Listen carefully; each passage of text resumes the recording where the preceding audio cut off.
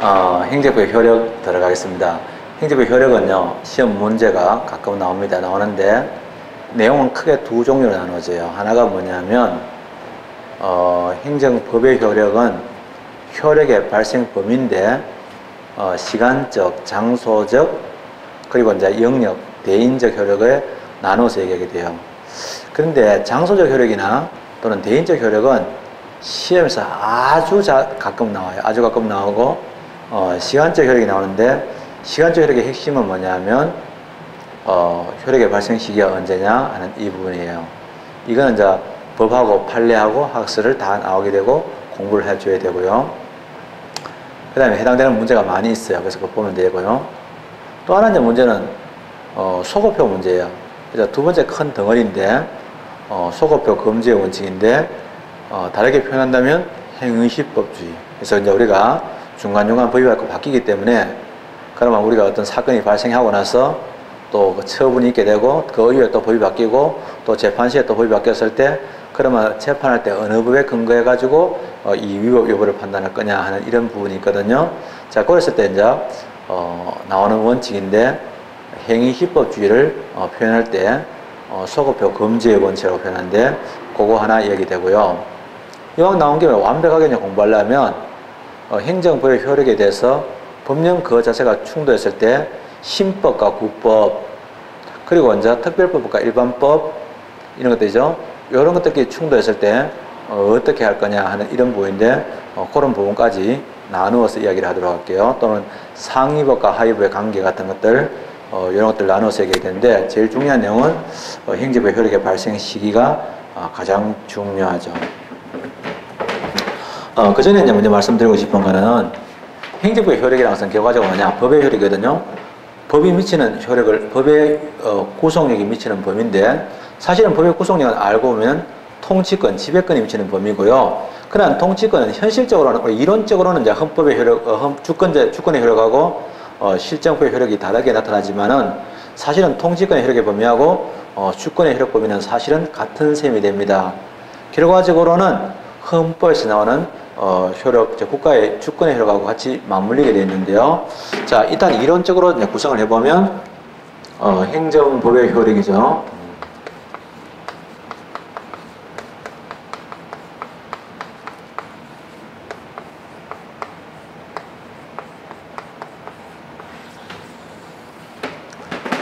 효력이 미치는 범위인데, 이제 효력은 언제부터 발생하느냐? 그래서 이제 시간적 효력이 있습니다. 시간적 효력.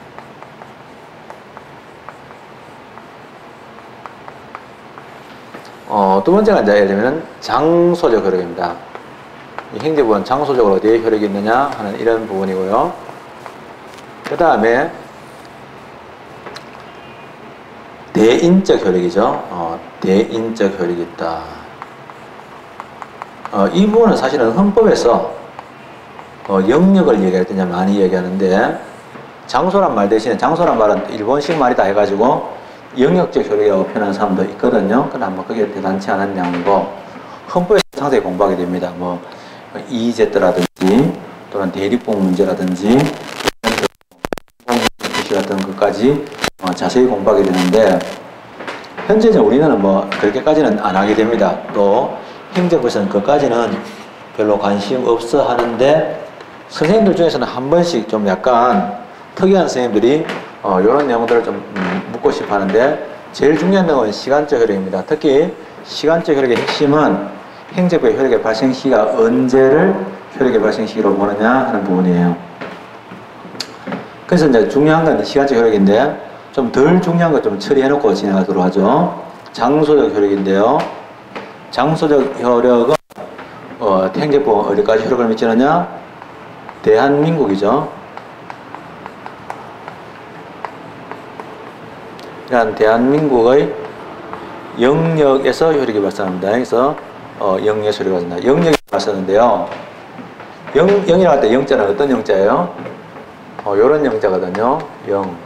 대통령 할 때 영자이기도 하는데, 우리가 이제 가끔 가다가 지도 같은 데 보면 뭐 프랑스령 가이아나 또는 미국령 하와이 또는 일본령 구암 이런 얘기를 듣게 되는데, 령은요 통치권 또는 주권이 미치는 범위를 표현할 때 영이란 말을 써요. 그래서 주권이 지는 범위를 영역이라고, 공간적 영역을 영역하는데, 영토, 영공, 영해 이런 말 들어봤죠? 그래서 영토, 영공, 영해를 다 합쳐서 우리가 영역이라고 표현하는 거죠. 우리 보통 영역의 대표적인 것이 영토니까 대한민국의 영토라고도 표현합니다.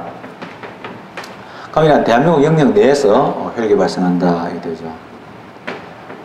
그러면 대한민국 영역 내에서 나옵니다. 그래서 대한민국 영역은 전부 다. 그래서 대한민국 영역 내에서는요 원칙적으로 이거는요 이러한 모든 사람에 대해서 다 미칩니다. 그러나 예외가 있습니다. 그죠? 그래서 모든 사람이 미칩니다. 다시 말하면 외국인도 우리나라 행정부에 적용하는 것은 우리나라 도로교통법이나 식품위생법에 적용을 받는 거거든요. 근데 예외가 있습니다. 예외적으로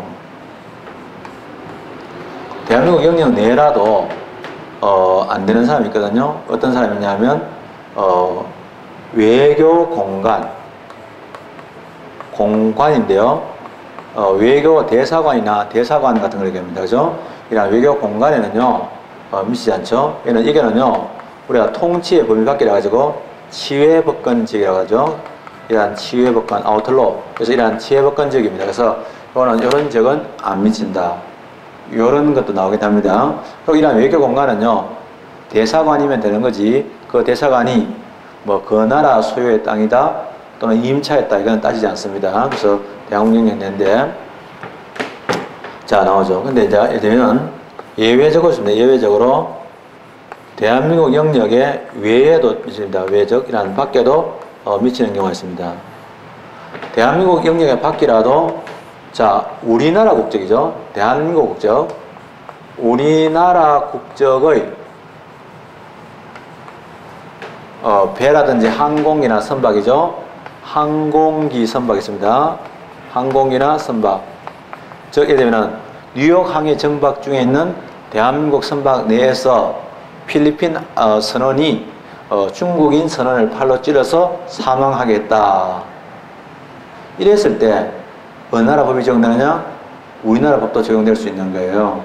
필리핀은 또 자국 나라 접근이니까 자국도 적용된다 이렇게 얘기했지만 어쨌든 간에 우리나라 법이 적용될 수 있다. 그래서 항공이나 선박 내에서는 우리나라 법이 적용되는데 이런 것을 뭐냐면 우리가 항공이나 선박에 항상 선박이 크든 작든 간에 반드시 공통적으로 갖추고 있는 게 있죠. 태극기 있습니다. 왜냐하면 선박의 경우는 국적에 대한 표시인데 깃발이라고 합니다. 기. 그래서 이러한 깃발이 있는데요. 기국주의라고 합니다. 그래서 기국주의. 그 나라 깃발이 꽂혀져 있는 그 법에 적용을 받는다라고 하는 거죠. 기국주의라고 표현합니다. 그래서 기국주의인데 우리나라 국적의 항공이나 선박 내에서는 미칠 수가 있다. 요런 내용입니다. 그래서 요게 이제 요런 내용이고요. 대한민국 영역에서 중요한 건 뭐냐면 실제로 북한 지역입니다.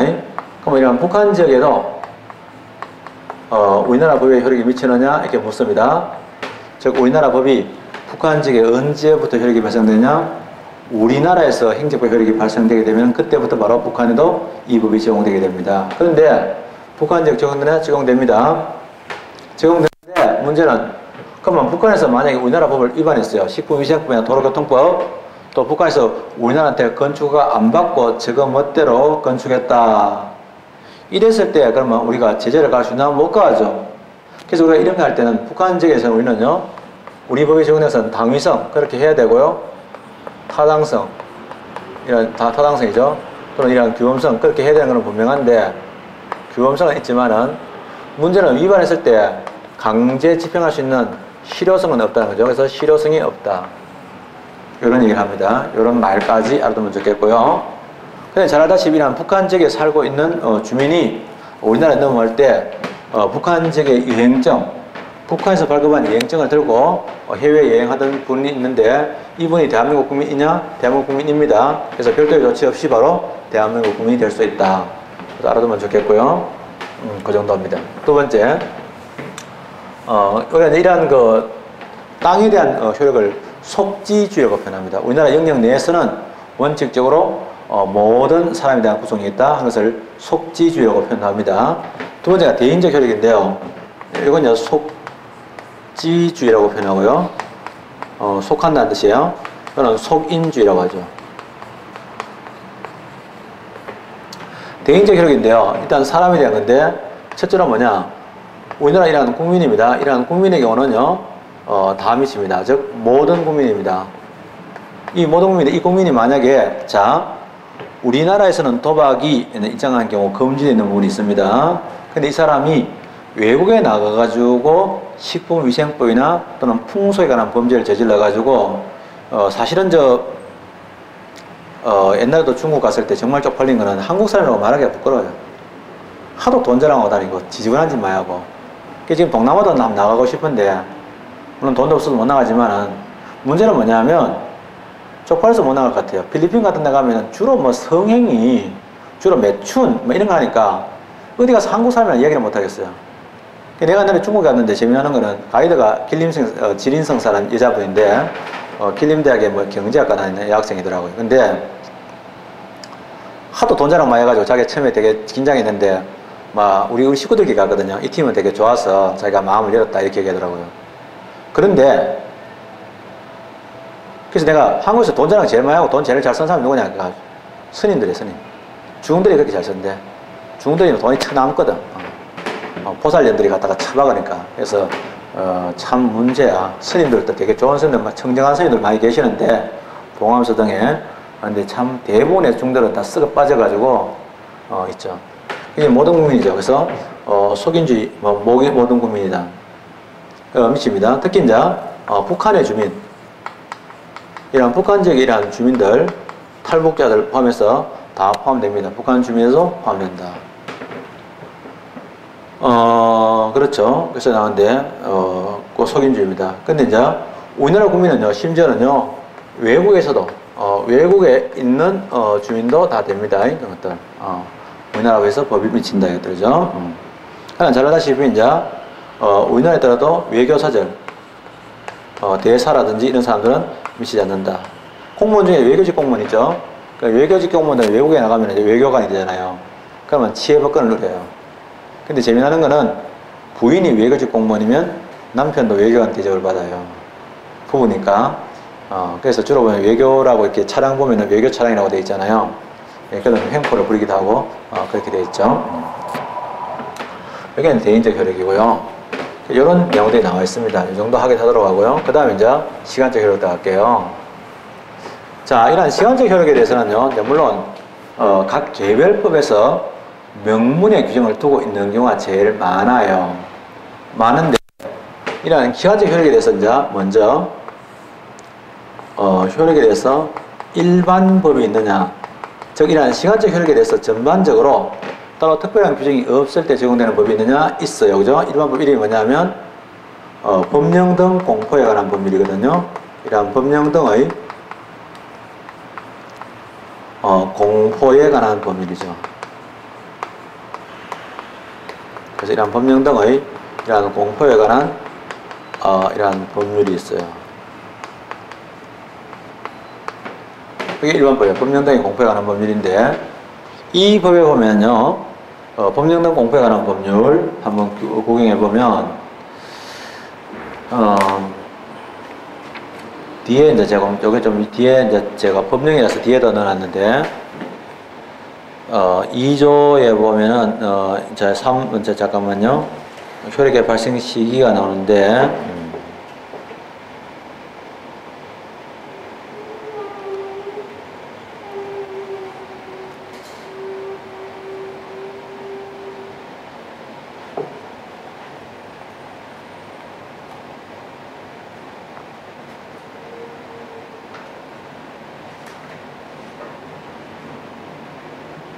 12조에 보면은 13조부터 하죠. 대통령령, 총리령 및 부령은 특별한 규정이 없으면 공포한 날부터 20일을 경과함으로써 효력이 발생한다. 효력을 발생한다. 12조, 11조의 법령의 공포일 또는 공고일은 해당 법령 등을 게재한 관보 또는 신문이 발행된 날로 한다. 그럼 13조의 2, 국민의 권리 제한 또는 의무 부과와 직접 관련되는 법률, 대통령령, 부령 총력 및 부령은 긴급히 시행해야 할 특별한 사유가 있는 경우를 제외하고는 공포일부터 적어도 30일이 지난 30일이 경과한 날부터 시행되도록 해야 한다 나옵니다. 11조 1항에 헌법, 법률, 조약, 대통령령, 총리령 및 부령의 공포와 헌법 개정안, 예산 및 예산 외 국고 부담금에 대한 공고는, 여기는 법령은 공포라는 표현을 쓰고 예산은 공고란 말을 쓰는데 관보에 게재함으로써 공고를 한다는 거죠. 그런데 원래 공포는 대통령이 하는데 국회의장의 법률 공포는, 즉 법률에 대한 공포는 원칙적으로 대통령이 하는데 서울특별시에서 발행되는 2 이상의 일간신문에 게재함으로써 한다라고 하죠. 네, 관보는요, 종이로 발행된 관보, 즉 종이 관보를 기본으로 하며 이를 전자적 형태로 전하여 제공되는 관보, 전자관보를 보완적으로 운영할 수 있는데, 만약에 오타 같은 게 나올 수 있습니다. 서로 잘 안 틀리겠지만 틀렸을 때는 종이관보를 우선을 하고 전자관보는 부차적인 효력을 가진다, 즉 보조적인 지위에 있다. 이게 이제 제일 중요한 조항들이에요. 이런 내용들이 나오는데 이걸 종합해서 이제 출제가 되기도 하거든요. 그래서 그런데 시간적 효력이 나옵니다. 한마디로 뭐냐면 행정부의 효력의 발생 시기입니다. 효력의 발생 시기인데, 효력의 발생 시기를 다른 말로 바꾸면요, 이걸 보고 시행이라고 표현합니다. 아주 중요합니다. 시행일은 바로 뭐냐? 효력의 발생일을 시행이라고 합니다. 여기는 공포한 날하고 시행일은 전혀 다릅니다. 그러면요, 여기서 이러한 법률이라고 명령을 하셔서 이러한 법령 등이죠. 이러한 법령인데, 이러한 법령은요, 법령은 이러한 효력 발생일,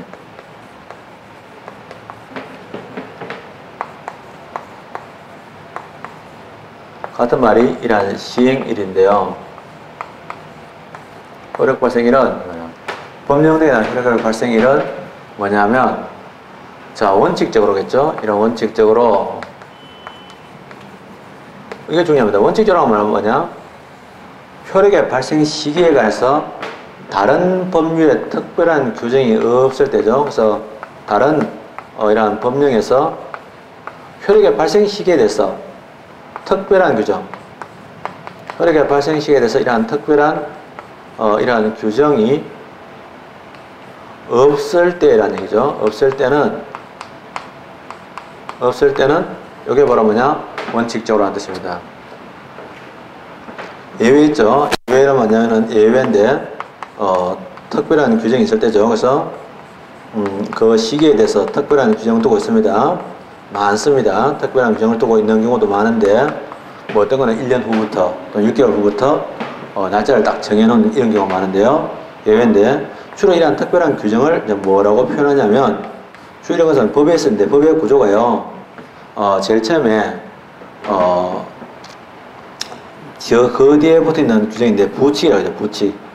부칙 뒤에 보면은 효력의 발생에 대해서 효력을 언제부터 한다는 경과 규정이라는 말이 돼요. 주로 이제 중간에 뭘 바꾸게 되면, 그러면 이때까지 이제 있었던 그 앞에서 만약에 사법시험을 로펌으로 바꾼다.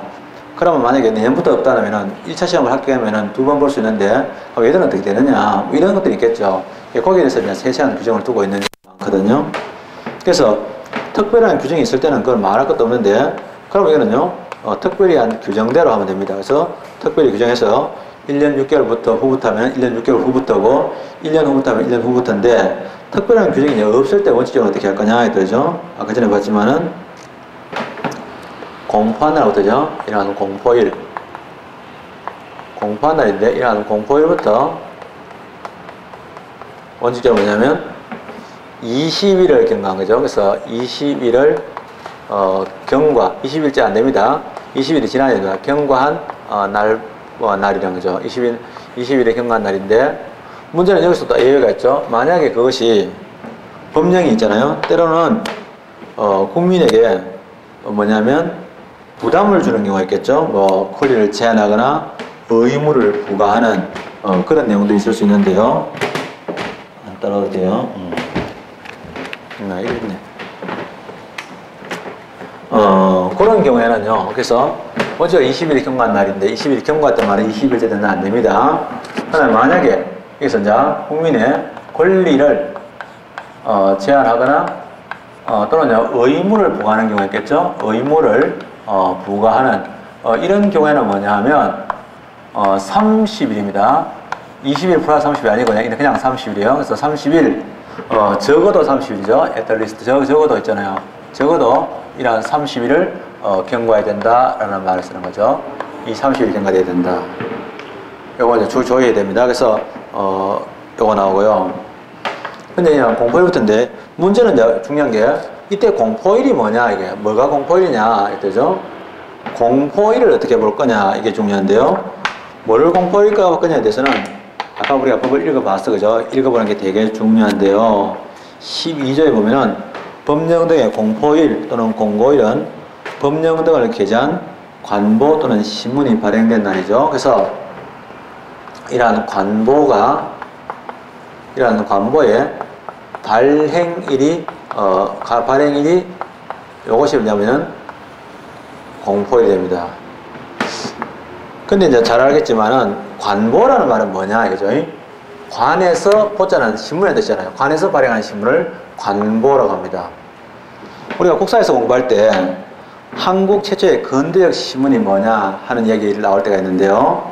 그때 그 중에서 그렇다는 게 아니라 그런 이야기 중에 하나가 한성순보 이야기가 나올 때가 있습니다. 잘 모르지만은 한성순보 나오는데 여름에 한 번씩 나오는데 한성순보가 우리나라 최초의 근대 신문으로 보기 어렵다고 하는 견해도 있어요. 왜냐하면 한성순보는 우리가 알고 있는 지금의 한겨레 신문이나 경향신문과 같은 그런 일반적인 신문이 아니고 관보거든요. 관에서 발행한 신문이기 때문에 그거는 최초의 관보다 이거는 맞지만은 이게 이런데 관보 보셨어요? 실제로 관보 잘 못 보셨죠? 볼 일이 없잖아요, 일반인들, 그죠?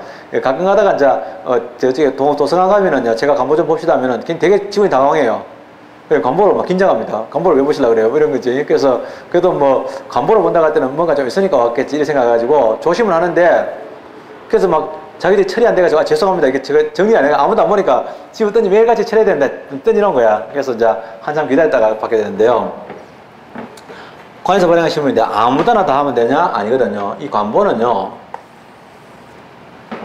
법령에 이제 공포를 할 때 어디에 담느냐 할 때 공포 또는요 이러한 공고의 형식이죠. 아까 봤지만은요 공포는요 이러한 법령이고 법률과 명령 대통령 불령이고 공고는 예산은요 공고란 말을 쓰는데 이건 공고의 형식이다.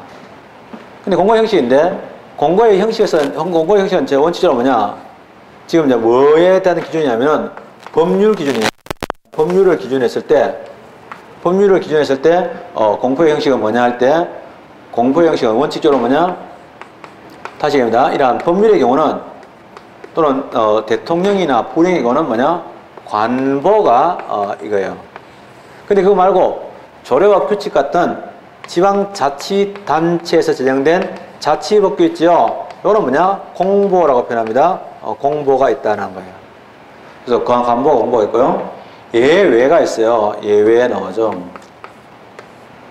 예외적인데 그 예외적인 것으로서는 뭐냐면 일간 신문에 발행하는 것이요. 일간 신문인데요. 일간 신문인데 이거는요. 첫째로 뭐냐면 법률의 경우는 언제 되냐? 문제가 상세히 나온 적도 있어요. 보통은 법률을 누가 공고를 하냐면 대통령이 공포를 하게 돼 있는데 대통령이 공포를 거부하거나 또는 대통령이 뭐 가타부타 아무 말도 안 하고 가만히 있어요. 또는 아니면 거부해가지고 재결돼가지고 다시 왔다. 그래서 두 가지 경우가 있는데요. 국회의장 이러한 국회의장이 공포할 때인데 두 가지 경우가 있습니다. 시험에서 두 가지 경우가 있다. 하나가 뭐냐 법률안을 보내줬는데 대통령이 공포를 안 하고 있다라든지 또는 거부를 했는데 다시 재의결되었다 할 때는 두 가지 경우입니다. 근데 이때는 이러한 서울서 간행되는 일간지문 이러한 두 개 이상입니다. 그러나 조례 같은 지방자치단체 자치법규는요 이러한 지방서 발행되는 한 개 일간지만 됩니다. 지방은 안 그렇거든요. 자, 자, 문제는 현재까지 관보 정도만 나와도 충분하다고 생각되는데 이왕 나온 김에 좀 더 자세히 말씀드렸고요. 한번 들어놓으면 혹시나 이상하게 문제가 왔을 때 풀어볼 수 있는 내용이고, 발행일을 언제로 보느냐, 관보의 발행일 때 가면 도대체 언제가 관보의 발행이냐. 관보의 발행일부터 이제 20일 경과가 있다. 원칙적으로 20일 경과하는데 도대체 그 관보의 발행일을 언제로 볼 거냐에 따르죠. 관보가 발행됐다. 영어로 발행이 뭐예요? 이슈라고 합니까? 하여튼 발행이 되는 건데요. 이슈. 그럼 그런 신문이 나오는 형태인데 그게 언제냐 이런 말씀이죠. 관보의 발행일. 관보의 발행일에서 이미 나옵니다. 관보의 발행일에 대한 얘기 나오는데 발행일이 언제냐 이런 얘기죠. 사실은 신문이라는 것은 만들어질 때 보통 보면 서울에서 뭐 지하철 하면 내일자 뭐 스포츠 신문 이런 거 나오잖아요. 그럼 위에 찍힌 날짜하고 다르거든요. 신문 위에 있잖아요. 날짜가 찍혀서 나오잖아요. 그걸 보고 일부일이라고 합니다. 일부일. 관보의 일부일인데 과거에는 관보의 일부일, 관보에 찍힌 날짜를 기준으로 해서 하게 됩니다. 그건 좀 무리한 얘기죠. 그래서 발행일이 언제냐 할 때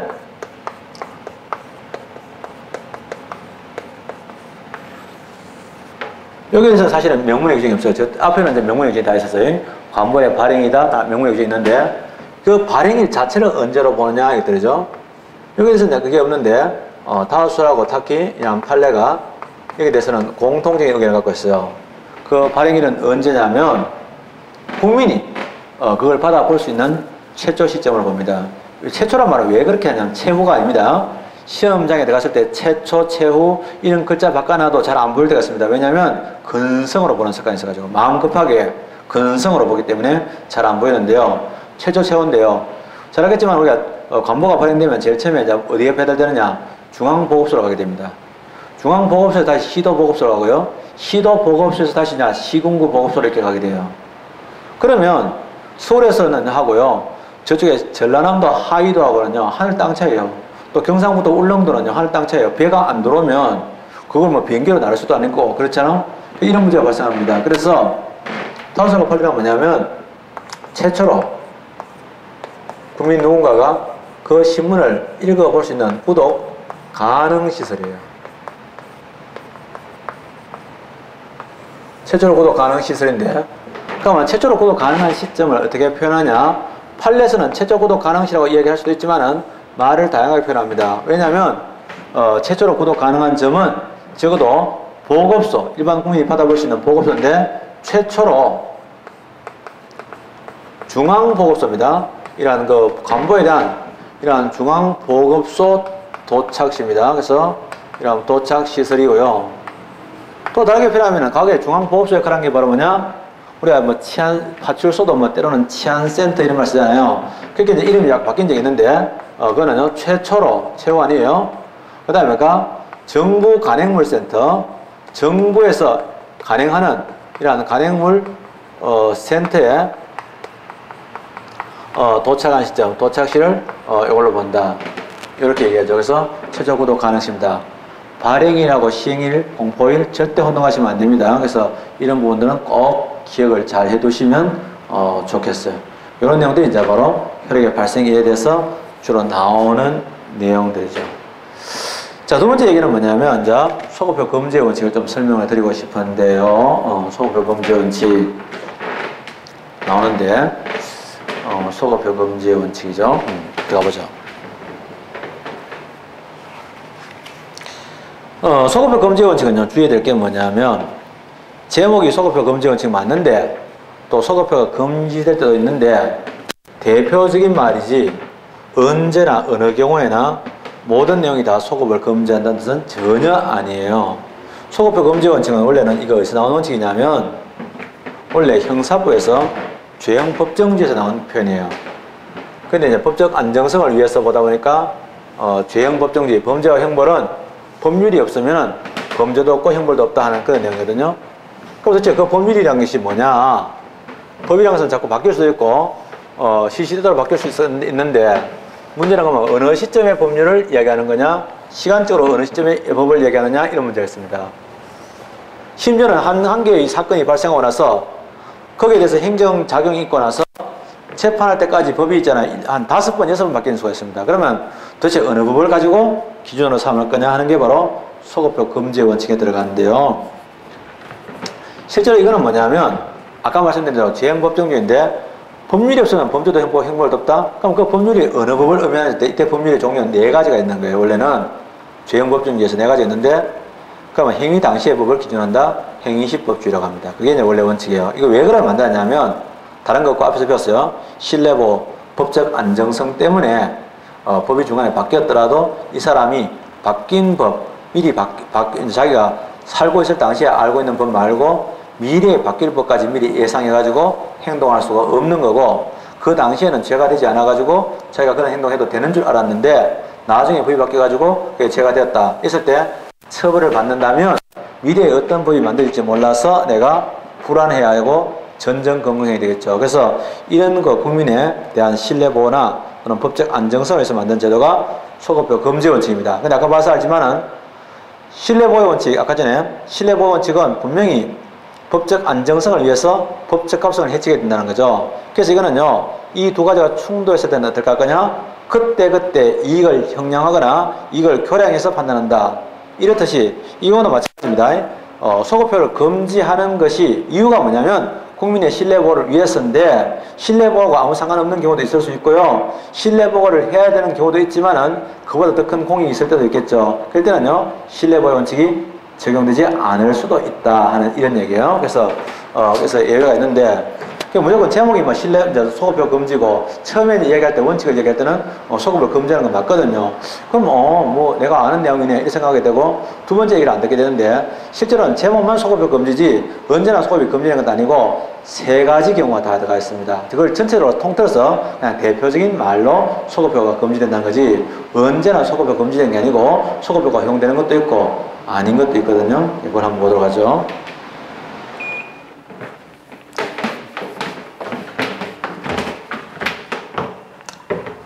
소급표 금지 원칙 들어가죠. 소급이라는 것은 거슬러 올라간다는 얘기죠. 거슬러 올라간다. 과거에 있는 거에 대해서 이제 그 뒤에 만든 법으로 따져서 얘기한다는 건데 이 소급표의 가장 대표적인 게 이제 어떤 거냐? 대마초 가수들이 있습니다. 전인권, 뭐 심신, 뭐 이런 등등의 많은 분들이 계시는데요. 뭐 최근에는 지드래곤까지 이렇게 대마초에 대한 구설이 있는데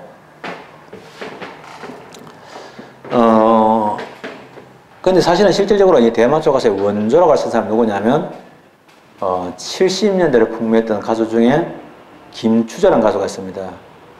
근데 이분이 있잖아요. 처음으로 대마초로 걸려들었어요. 근데 처벌 안 받았어요. 왜냐하면 그 당시만 해도 저기는 안깁이죠. 마약 처벌에 관한 법은 있어도 아편 흡식에 관한 법은 있어도 대마초에 관한 규제하는 법은 없었어요. 대마라는 것은 잘 알다시피 삼배를 얘기합니다.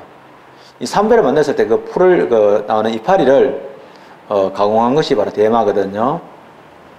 그래서 그 당시에 저희들 어릴 때는 정말로 삼배는 그냥 지천으로 깔려가 있었지, 따지고 보면. 그리고 그거는 불도 잘 안 되고 하니까 주로 거름으로 많이 썼어요. 그래서 지금 생각하면 그 어마어마한 황금 자원이었는데 단지 몰랐기 때문에 지금 못했는데 그런 얘기했죠. 그러면 소급표 금지 원칙이 있다 이거죠.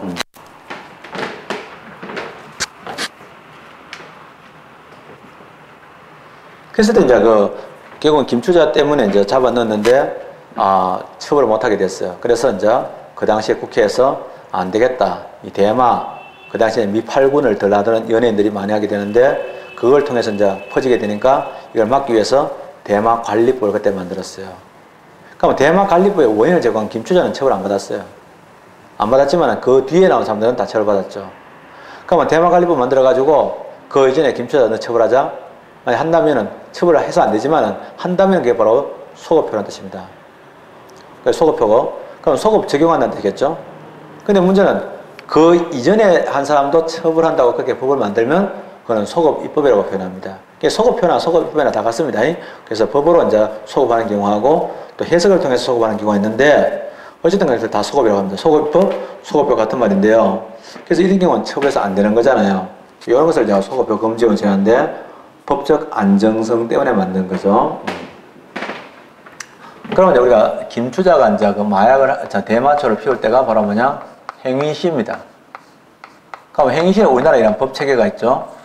그 법 체계에 의하면 김추자가 한 행동은 위반 행위 아닙니다. 그 행위 당시에는 법에 위반되지 않습니다. 그래서 행위 당시에 행시법이 있고 중간에 법이 개정되거나 또는 개정되거나 또는 새롭게 법이 만들어질 수도 있죠. 그래서 이런 법의 변경이 있습니다. 법 변경은요, 법 개정보다 더 넓은 개념입니다.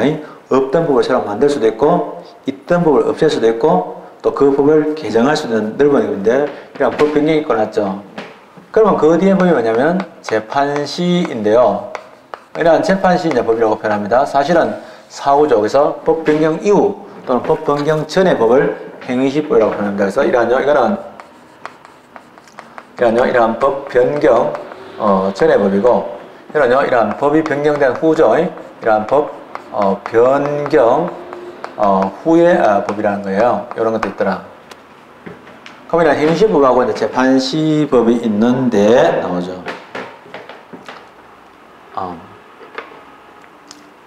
소급효 금지 원칙 보면 행위시법과 재판시법이 있는데 법 변경 전. 네. 요 당시에 이제 완료된 행위입니다. 그건 뭐냐면 김추자처럼요. 대마관리법 나오기 전에는 대마를 했지만은 그 이후에는 손을 끊었어요. 그래서 그 이후에는 행동을 안 했다는 말을 완료된 행위라고 표현합니다. 그러나 완료된 행위에 대해서 완료된 행위인데 이 완료된 행위에 대해서 어떻게 하냐면 행위시법에 의할 것 같으면 그 완료된 행위가 행위시법을 적용하면 적부한 행위고 또 무죄이고 또는 가벼운 범죄일 수도 있죠. 이런 가벼웠는데 근데 이제 법이 변경되고 난 이후에는 이 완료된 행위에 대해서 재판시법을 적용하게 되면 이 재판시법에 의하면 이미 재판 당시의 법은 대마관리법이 발효 중에 있었기 때문에 위법한 행위가 될 수가 있고 또는요 유죄가 될 수 있고 때로는요 같은 유죄지만 더 무거운 처벌, 즉 이런 무거운 죄가 될 수 있는 이런 상태죠.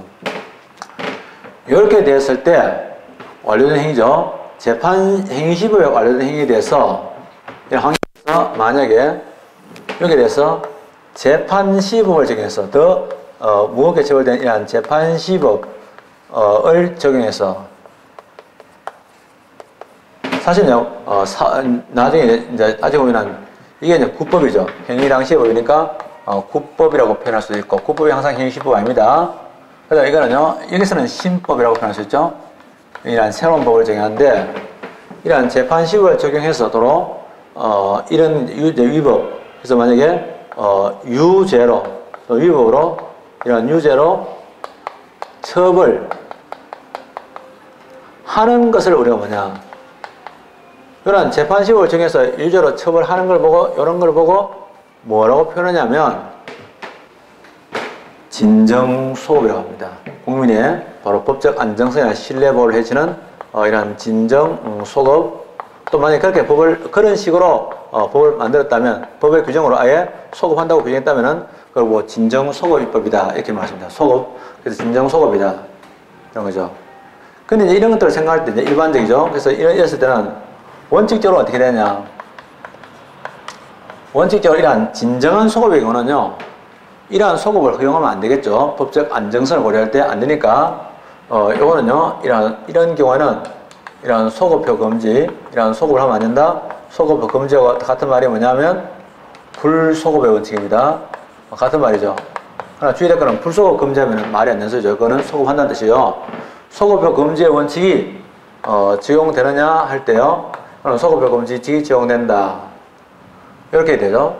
소급효 금지의 원칙이 적용되냐 할 때죠. 그러니까 이 말은 뭐냐면 다르게 표현하면 진정 소급이 허용되느냐면 자 다시 말하면 이런 소급이 허용되느냐라고 하면 소급이 허용되지 않는다. 말표현 조심해야 돼. 같은 말인데 이렇게 표현될 수가 있어요. 이랬거든요. 근데 이제 문제는 만약에 이제 이런 거 하나 있고 그럼 이거만 소급효 금지냐 아니고 이런 취지를 다르게 뒤집으면 또 다르게 이야기할 수도 있거든요.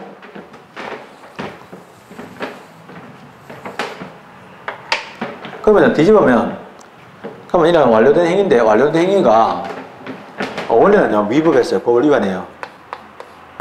법 위반되고, 그 다음에 유죄가 될 수 있고, 또는 무거운 죄로 처벌받을 수 있는 것인데, 그 뒤로 재판 시 법에 의할 때 이것은요, 적부한 행위가 되고, 그 다음에 무죄가 되고, 그리고 있잖아요, 가벼운 죄로 도로 바뀌어서 국민에게 도로 유리할 수도 있는 거죠. 이랬을 때는 이걸 보고 이렇게 됐어요. 뭐냐? 이때는 뭐냐면 소급표 금지 원칙이 적용되지 않습니다. 소급표 금지의 원칙이 적용된다는 말은 뭐냐면 같은 말이 행위당, 이제 예를 들면 적용된다는 말은 행위시법, 행위 당시에 법을 적용한다. 즉 재판 시법이 아닌 행위시법주의라고 표현한다. 행위시법을 적용한다는 뜻인데 이런 경우는 행위시법이 아니고 이때는 바로 뭐냐? 적용되지 않는다. 재판시법, 더 유리한 이런 재판시법을 적용하게 됩니다. 자, 이런 내용들은요, 이 말은 뭐냐면 소급이 허용되냐? 소급이 허용된다 이 말이죠. 요거는요, 사실은 명문의 규정이 있는데요. 이 명문의 규정이 뭐 어디 있냐면 우리나라에서 얼마 전에 만들어진 질서 위반행위 규제법이 나옵니다. 이러한 질서 위반행위 규제법에 아주 명확하게 설명이 되어 있습니다. 아주 좋죠. 이왕 나온 김에 좀 뒤로 가서 질서 위반행위 규제법 한번 보고 올까요?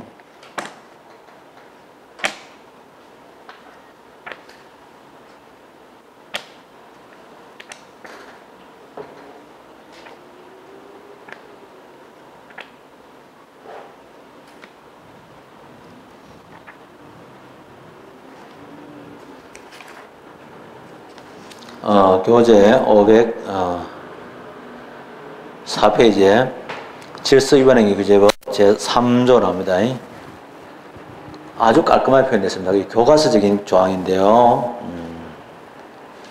행정질서벌에 질서 위반행위 규제법 나오고요. 3조 나오는데 법 적용의 시간적 범위 나오죠. 깔끔합니다. 이거는 우리가 실제로 실무적인 법의 경우에는 구체적인 행정의 목적이라든지 상황을 고려할 때 교과서적으로 갈 수가 없는 경우가 많습니다. 도리어. 그러나 이거는 거의 교과서로 되어 있습니다. 질서 위반행위의 성립과 과태료 처분은 즉 이러한 질서 위반행위가 성립했나 할 때 행위시의 법률에 따른다. 이게 바로 소급표 금지 원칙 위반의 효과고요. 2항에 질서 위반행위 후에 법률이 변경되어 그 행위가 질서 위반행위에 해당하지 아니하게 되거나 과태료가 변경되기 전에 법률보다 가볍게 된 때에는 법률에 특별한 규정이 없는 한 변경된 법률을 적용한다. 변경된 법률. 그래서 이게 다 보면은요, 이 변경된 법률이 바로 재판시법을 적용한다. 그래서 이런 내용들이 다 뭐냐면 우리가 질서 위반행위 규제법 제3조에서 표현되고 있는 겁니다. 이런 것들이 나오더라. 그래서 유리할 때는 이렇게 간다 이 말이죠. 재판식을 정한다. 그런 게 나오고요. 그 다음에 전혀 다른 차원의 또 얘기가 있죠. 이거는 다 뭐냐, 완료된 행위를 기준해서 얘기한 겁니다. 근데 만약에 김추자가 시절은 그렇게 안 했지만은 대마관리법 만들기 전에도 피웠지만은 그 뒤로 대마관리법 만들어진 이후까지 계속 담배를 피우거나 중간에 안 피우다가 그 뒤에 한 번 대마관리법 지정되기 전에 딱 한 번 피웠다. 딱 한 번이나 간에 피운 건 다 똑같거든요. 그랬을 때 이거는 뭐냐면 완료가 되지 않은 행위입니다. 그래서 미완료된 행위인데요. 그래서 그걸 보고 뭐냐면 어떤 행위가 이 행위 당시에 이렇게 시작이 됩니다. 시작이 된 다음에 행위 당시에 시작된 이것이 뭐냐면 이것이 재판시법, 법이 바뀌고 나서 즉 대마관리법이 제정되고 나서도 이 사람이 그런 행동을 계속합니다. 그래서 이런 건데 이러한 새로운 사실이 추가되거나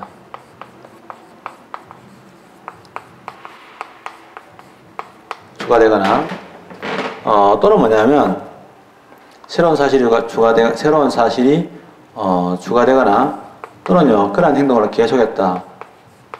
그러면 이런 계속된 경우인데 이 사람은 법이 변경되기 전에도 이 행위를 계속했다는 거죠. 근데 있을 때 만약에 재판시법을 적용하면 어떻게 될 거냐 이렇게 되죠. 별 문제 없다는 거죠. 그래서 이런 재판식을 적용해도 크게 문제가 안 된다. 왜냐면 이거는 사실은 소급처럼 보여도 소급이 아니라는 거죠. 왜냐면 과거에도 그런 행동을 했지만은 그 이후에도 지금까지 해왔기 때문에 법이 새로 만들어진 이후에도 행동을 계속 했기 때문에 이거는 더 이상 뭐냐면 소급이 아닙니다. 그래서 이거는 소급처럼 보일 뿐이지 가짜 소급이다. 그래서 이걸 보면 뭐냐면 부진정 소급이라고 그래요. 부진정은 소급이 가짜 소급이라는 뜻이죠. 그래서 부진정 소급이 아니다. 부인정 소급이라고 하죠. 그럼 이건 부인정 소급인데 이런 부인정 소급의 경우는 어떻게 되냐? 당연히 허용됩니다. 우리에서는 그게 문제는 되죠. 그래서 이거 허용되느냐? 부진정 소급이 허용됩니다. 그래서 이런 부진정 소급은 소급이 허용된다. 국민에게 유리하기 때문에 그렇다는 거죠. 그러나 주의해야 될 거, 판례가 항상 그러냐? 아닙니다. 이런 소급효 금지 원칙은 원래 형사처벌 과정에서 국민의 기본권을 보장하기 위해서 만들어진 제도입니다. 그런데 그게 이제 법적 안정성도 좋고요. 그러니까 굳이 행정부에서 그걸 채택하지 않을 이유가 없으니까 오늘 이렇게 채택되고 있고 방금 얘기한 행정질서벌에서도 깔끔하게 채택이 되고 있거든요. 그래서 이제 이 자체가 나쁘진 않은 건데 그러나 판례가 항상 그렇게 하느냐? 아닙니다. 다시 얘기하죠. 만약에 진정소급의 경우 진정소급이 있는데 이러한 진정소급의 경우 완료된 행위에 대해서 소급이 허용되냐? 잘 알다시피 소급이 허용되냐 이렇게 물으면 원칙적으로는 소급하면 안 되는데 예외적으로 소급이 허용될 수도 있다 이라고 하잖아요. 그래서 허용되는데 그게 뭐냐면 우리가 소급효 금지 원칙하는 제일 중요한 이유가 뭐냐면 법적 안정성 또는 신뢰보호인데 법적 안정성이나 신뢰보호 그 자체가 절대적인 우위는 아니에요. 그러니까 만약에 예를 들면 신뢰보호나 법적 안정성 우리가 소급효 금지의 원칙을 인정하는 이유는 법적 안정성이나 또는 이러한 신뢰의 보호가 있겠죠. 이러한 보호보다 더 큰 이러한 공익이 있다. 그럼 보다 더 큰 공익을 위해서는 즉 이러한 신뢰 보호보다도 더 큰 공익을 위해서는 안 할 수 있다. 그래서 판례에서는요 뭐냐면 실질적으로 이제 그 보다 더 큰 공익이 사는데 문제는 밑에 같은 경우죠. 예를 들면은 그래서 이제 판례의 경우는 이제 밑에의 경우네요. 밑에의 경우인데 안 날 수도 있는 거죠. 그래서 보면은 이런 경우가 있었죠. 건설 면허 수첩 면허증이죠. 우리가 이런 면허증 빌려주면 안 되는데 면허증이 해당되는 면허 수첩입니다. 건설 면허 수첩을 이러한 대여 행위가 있습니다. 이러한 대여 행위가 변경 전의 법률 이러한 변경되기 이러한 전의 법률에 의하면 면허를 취소하는 면허의 취소 사유에 해당하게 됩니다. 근데 이제 변경 후에는 면허 취소 아닙니다. 그럼 사실은 유리하게 바뀐 거 아니에요? 따지고 밑에 두 번째 케이스에 해당됩니다. 원래는 이제 이렇게 더 나빴는데 또 유리하게 법이 개정된 경우를 의미하죠. 이렇게 규정된 경우는 적용돼야 되겠지만은 여기서 이제 우리가 판례에서는 뭐냐면 그냥 변경 전의 법을 그대로 적용합니다. 그래서 행위 당시의 법을 적용해서 면허를 취소해 버렸어요. 그래서 면허 필요 없다 해가지고 면허 취소한 사례가 있습니다. 이런 전체의 취지를 다 뭐냐 우리가 소급효 금지 원칙이라고 이야기하는 거고요. 항상 소급이 금지된 얘기 아니고 보다시피 부진정 소급의 경우는 소급이 허용됩니다. 즉 바로 재판식을 적용해도 아무 문제 없고 겉으로 봤을 때 소급처럼 보였을 뿐 소급이 아니라는 얘기죠. 주의되고요. 그 다음에 들어갑니다.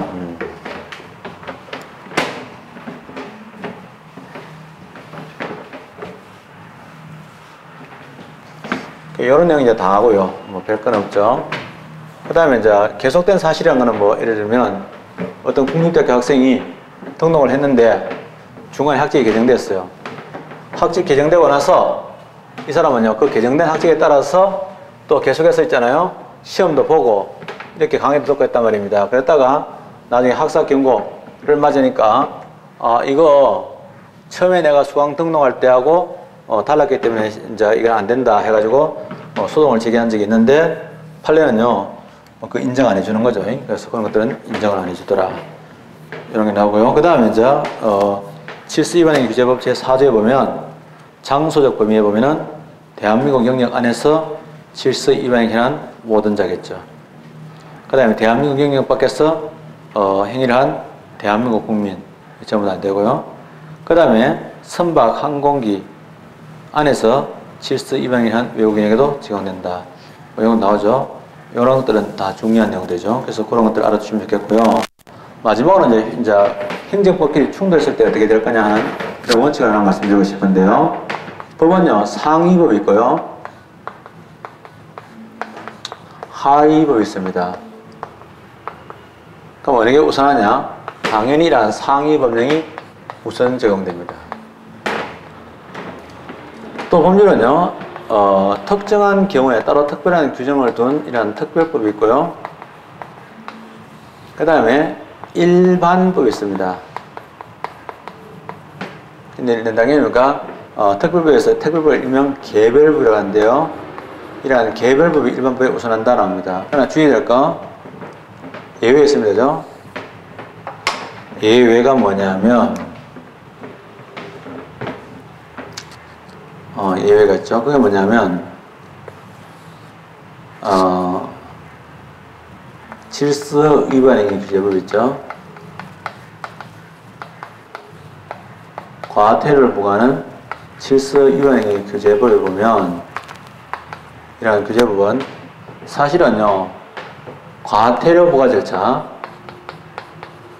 이러한 과태료를 어떻게 부과할 거냐는 데서 과태료 부과 절차에 대한 일반법이에요. 자, 과태료 부과에서 따로 특별한 규정이 없을 때는 질서 위반행위 규제법이라는 법에 따라서 과태료를 부과해야 된단 말이에요. 그래서 과태료 부과 절차는 다 뭐냐 규정이 되어 있는데 이런 법이죠. 근데 이제 실제적으로 개별법, 식품위생법 등등에서 과태료를 부과하는 이런 절차가 있었어요. 과거에는 주로 비송사건 절차로 많이 이루어져 있었는데 그런 규정이 있었던 거죠. 그랬을 때 이때만은 예외입니다. 이게 뭐냐면 예외적으로 특별법이었던 이때는 일반법이죠. 일반법인 이때는 일반법과 특별법이 서로 충돌했을 때는 이러한 일반법인 질서위반행위 규제법, 줄여서 질서법이라고 했습니다. 이러한 질서법이 우선 적용된다. 이거 되게 중요한 사례죠. 알아두셔야 되고요. 그 다음에 이제 특별법 일반법 하나 더 할게요. 특히 이제 우리나라에서 외국의 예를 들면은 이러한 외국의 이러한 조약이 있죠. 이러한 외국의 조약은 우리나라에서는 특별법으로 이해한다 하는 것도 알아두면 좋겠죠. 그래서 그렇게 되어 있고 그 다음에 신법과 국법할 때 이러한 신법하고 이러한 국법이 있어요. 그럼 이러한 신법과 국법에서 어떻게 우선이냐? 신법이 우선된다. 이렇게 되죠. 그래서 만약에 새로운 행정계획하고 과거의 행정계획이 서로 같은 서로 배타적인 경우가 있는데 과거의 행정계획이 폐지 안 된 상태에서 그대로 유지됐을 때 어떻게 할 거냐? 당연히 새로운 계획이 과거의 계획을 밀어내는 쪽으로 가야 된다. 이렇게 얘기를 하는 거죠. 이런 내용들이 이제 다 합니다. 그래서 간의 우열 문제도 얘기했고요. 그 다음에 소급표 금지 원칙까지 말씀을 다 드렸어요. 해당 내용 판례 꼭 읽어봐 주시면 감사하겠습니다. 좀 쉬었다 계속하겠습니다.